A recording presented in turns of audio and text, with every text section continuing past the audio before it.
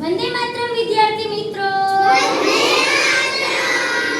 ધોરણ 1 વિષય આનંદદાયી ગણિત, તેમાં પ્રકરણ નંબર 3 કેરીની મિજબાન, તેમાં 1 થી 10 અંકો આવે છે. તમને બધાને અંકો યાદ રાખવામાં મુશ્કેલી પડે છે ને? ગીત કેવા તરત જ યાદ રહી જાય છે? તો આજે આપણે 1 થી 10 અંકનું સરસ મજાનું અભિનય ગીત કરવાનું છે.